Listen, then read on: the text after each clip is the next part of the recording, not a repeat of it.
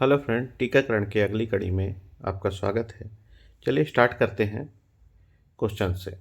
कौन सा टीका वयस्कों को टिटनेस से बचाव करने में मदद करता है? तो इसके चार ऑप्शन दिए गए हैं। पहला है टीडी वैक्सीन, दूसरा है टीटी वैक्सीन, तीसरा है इन्फ्लुएंजा वैक्सीन और चौथा है न्यूमोकोकल वैक्सीन। तो इसका सही आंसर है टिटनेस से बचाव के लिए टीडी वैक्सीन का प्रयोग किया जाता है। टी का मतलब होता है टिटनेस और डी का मतलब होता है डिप्थीरिया। अगला क्वेश्चन पे देखते हैं। टीकाकरण के बाद कितने दिनों तक इंजेक्शन वाली जगह पर दर्द रह सकता है? तो इसमें ऑप्शन है 1 से 2 दिन, दूसरा है 3 से 5 दिन, तीसरा ऑप्शन है 7 से 10 दिन और चौथा ऑप्शन है 14 दिन से अधिक। तो इसका सही आंसर है 3 से 5 दिन तक इंजेक्शन वाली जगह पर दर्द बना रह सकता है। अगला क्वेश्चन है, कौन सा टीका बच्चों को मम्स से बचाव करने में मदद करता है? मम्स रोग होता है तो इसके लिए चार ऑप्शन दिए गए हैं। MMR vaccine, DPT vaccine, polio vaccine, influenza vaccine. Mumps से बचाव के लिए तो इसका सही आंसर है एमएमआर वैक्सीन। आगे बढ़ते हैं। ये क्वेश्चन 1 और 2 वाला है तो इसको ध्यान से देखिएगा। टीकाकरण प्रमाण पत्रों को की पारस्परिक स्वीकृति के संदर्भ में निम्नलिखित कथनों पर विचार करिए। तो कथन 1 है, वर्तमान में 96 देशों ने टीकाकरण प्रमाण पत्रों की पारस्परिक स्वीकृति पर सहमति व्यक्त की है। तो बिल्कुल सही है। दूसरा कथन है, भारत बायोटेक के वैक्सीन कोवैक्सीन को हाल ही में विश्व स्वास्थ्य संगठन मतलब WHO से आपातकालीन जो सहमति प्राप्त हुई है। तो ये भी सही है। इसके दोनों ऑप्शन सही हैं तो ऑप्शन बी, दोनों आंसर इसके सही हैं। आगे बढ़ते हैं। टीकाकरण कितने प्रकार के होते हैं? तो टीकाकरण के प्रकार, ये इंपॉर्टेंट क्वेश्चन, सब यूनिट, रिकॉम्बिनेंट, पॉलीसेकेराइड और संयुग्मी टीके। तो ये तीनों मतलब इसके सही आंसर हैं सभी। अगला क्वेश्चन है, इंद्रधनुष योजना कब से प्रारंभ हुआ? इंद्रधनुष योजना टीकाकरण से संबंधित है, ध्यान रखिएगा। टीकाकरण इसमें शुरुआती दौर पे 60 टीके लगते थे, वर्तमान में 12 टीके लगते हैं, मतलब 12 रोगों के लिए टीके लगते हैं। तो इसकी शुरुआत जो की गई थी, ऑप्शन दिया गया है 2014, 2013, 2005, 2010। तो इसका सही आंसर है 2014। अगला क्वेश्चन है, इंद्रधनुष योजना के तहत वर्तमान में कितने रोगों पर टीके लगाए जाते हैं? तो इसका सही आंसर है, अभी आपको मैं बताया, 12 रोगों पर टीके लगाए जाते हैं वर्तमान में, और पहले कितने थे? 7। अगला क्वेश्चन है, मिशन इंद्रधनुष के कितने संस्करण आ चुके हैं? ऑप्शन ए है 3, ऑप्शन 2 है, ऑप्शन बी है 5, ऑप्शन सी है 6, ऑप्शन डी है 12। तो ये 5.0 का जो संस्करण है ये चल रहा है, तो सही आंसर है बी। अगला क्वेश्चन है, डीपीटी का बूस्टर डोज कितने वर्ष के बच्चों को दिए जाते हैं? तो ऑप्शन ए है 5 से 6 वर्ष के बच्चे, ऑप्शन बी है 3 वर्ष के बच्चे, ऑप्शन सी है 2 वर्ष के बच्चे और ऑप्शन डी है 1 वर्ष के बच्चे। तो इसका सही आंसर है 5 से 6 वर्ष के बच्चों को डीपीटी का टीका दिया जाता है। अगला क्वेश्चन है, बच्चों के लिए कुल कितने टीके शामिल होते हैं? बच्चों के लिए कुल कितने टीके शामिल होते हैं? इसके 4 ऑप्शन दिए गए हैं। ऑप्शन ए है 15, ऑप्शन बी है 20, ऑप्शन सी है 18 और ऑप्शन डी है 3। तो बच्चों के लिए कुल 15 टीके शामिल किए गए हैं। अगला क्वेश्चन है, 1977 में चेचक मुक्त घोषित होने के बाद भारत ने कब विस्तारित टीकाकरण कार्यक्रम ईपीआई की शुरुआत की है? ईपीआई, तो ईपीआई ध्यान रखिएगा, चेचक मुक्त के बाद ये शुरू हुआ और इसके 4 ऑप्शन दिए गए हैं: 1978, 1986, 2002 और 1981। तो इसका सही आंसर होगा 1978। ध्यान रखिएगा। आगे बढ़ते हैं। कब से इंडिया ने सार्वभौमिक टीकाकरण कार्यक्रम प्रारंभ किया? तो इंडिया का जो सार्वभौमिक टीका कार्यक्रम प्रारंभ हुआ उसके लिए 4 ऑप्शन दिए गए हैं: 1985, 1988, 1990, 1983। इसका सही आंसर है 1985।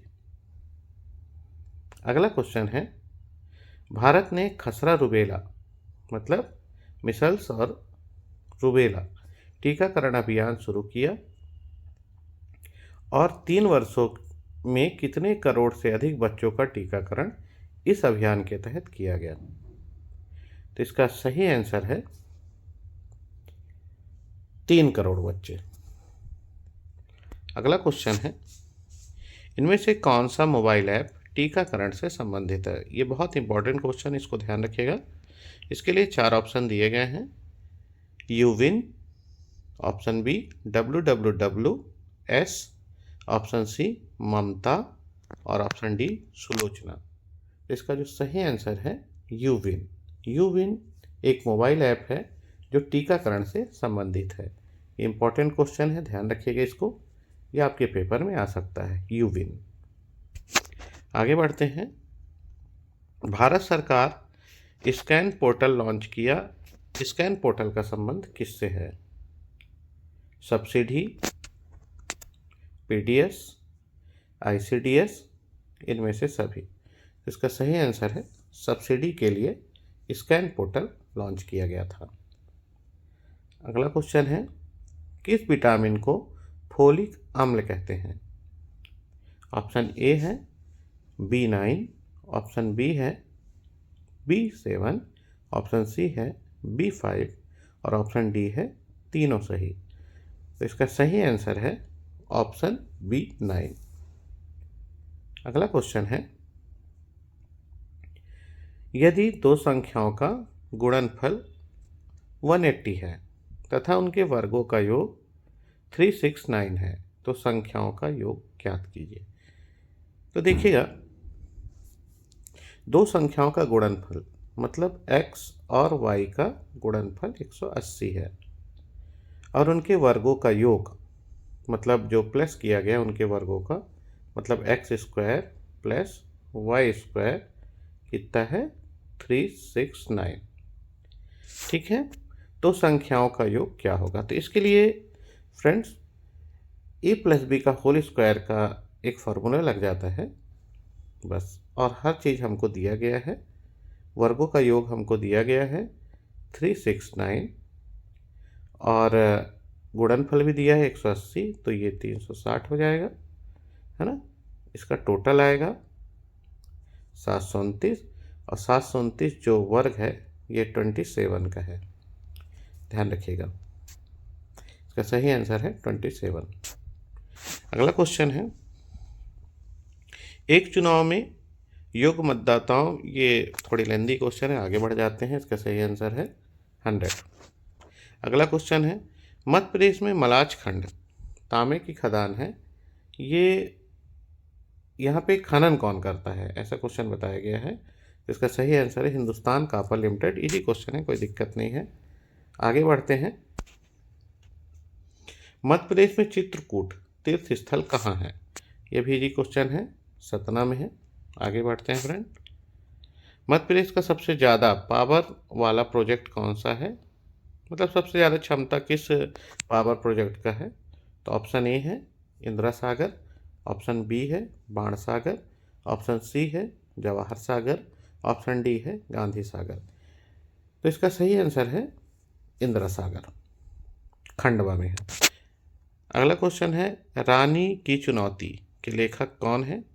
तो बहुत शानदार क्वेश्चन है, इसको ध्यान रखिएगा। रचना पूछा गया है रानी की चुनौती किसकी रचना है, तो ऑप्शन ए है सुभद्रा कुमारी चौहान, ऑप्शन बी है माखनलाल चतुर्वेदी, ऑप्शन सी है फिराक गोरखपुरी, ऑप्शन डी है इनमें से कोई नहीं। तो इसका सही आंसर है सुभद्रा कुमारी चौहान। अगला क्वेश्चन है, बाघों की संख्या के आधार पे मध्य प्रदेश का भारत में कौन सा स्थान है, तो ऑप्शन ए है पहला, बी है दूसरा, सी है तीसरा और डी है चौथा। तो सबको पता है पहला स्थान है। अगला क्वेश्चन है, ग्वालियर का किला किसने बनवाया था। ग्वालियर का किला फ्रेंड 526 ईस्वी में बना था, ठीक है, और ये ग्वालियर में है। इसे भारत का जिब्राल्टर भी कहते हैं, सबको पता है। और ऑप्शन ए है राजा राजा सूर्यसेन, ऑप्शन बी है माधवराव जीवाजीराव सिंधिया, ऑप्शन सी है महाराजा जीवाजीराव सिंधिया और ऑप्शन डी है विजय राजे सिंधिया।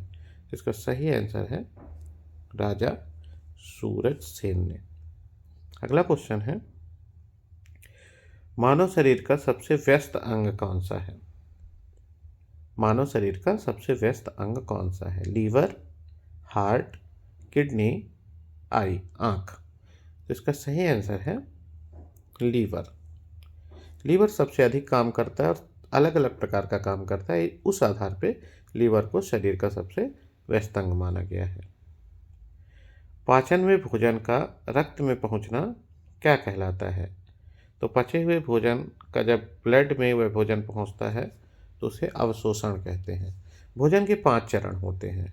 पहला चरण होता है अंतर्ग्रहण, दूसरा चरण होता है पाचन, तीसरा चरण जो है वो अवशोषण का होता है और चौथा चरण जो होता है वो स्वांगीकरण का होता है और पांचवा चरण जो होता है वो मल परित्याग का होता है। तो ये तीसरा चरण अवशोषण है। अवशोषण में भोजन, पचे हुए भोजन जब रक्त में पहुंच जाते हैं, ब्लड में पहुंच जाते हैं तो उसे अवशोषण कहते हैं। अगला क्वेश्चन है, विश्व की प्रथम एंटीबायोटिक कौन सी थी, तो ये लगभग सारे लोग को पता होगा। पेनिसिलिन विश्व की पहली एंटीबायोटिक थी, ठीक है, अच्छे ध्यान रखिएगा, अलेक्जेंडर फ्लेमिंग ने इसकी खोज की। आगे बढ़ते हैं, मध्य प्रदेश की सबसे ऊंची चोटी कौन सी है, तो ध्यान रखिएगा मध्य प्रदेश की, इसमें 4 ऑप्शन दिए गए हैं, K2, एवरेस्ट, धूपगढ़ और सिगार।